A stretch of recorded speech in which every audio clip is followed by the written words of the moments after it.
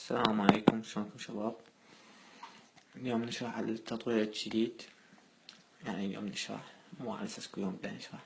مهم، أول ما تبدي تفتح الجهاز راح يعطيك يعني نتحدث اللعبة، يعطيك حزمة وياها يعني مثل الصفر والخضر والحمار.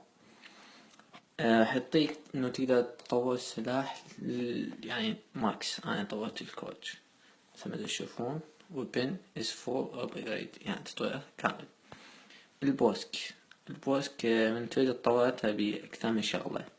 هنا معدل إطلاق، هنا الدرع، هنا السرعة، يعني مثل ما شفتوا. وذني مهمات تحصلون همين من الحزم الخضراء. طبعا الحزم الحمراء يعني مو مضمونات مثل الحزم الخضراء دائما تربح فيهن وتقدر تحصلها من اللعب. أنا هسه قبل شوي طورت القناص، يعني طورت بيها المدى مالته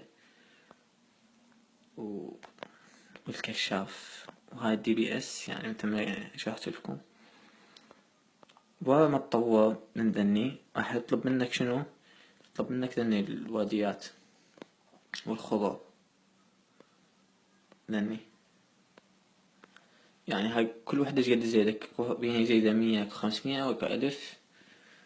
واكو بعد وحدة وادية نقص لها هسه استخدمتها، وهيج الشرح مالتهم يعني يكون. وهذا اللي فهمته من اللعبة.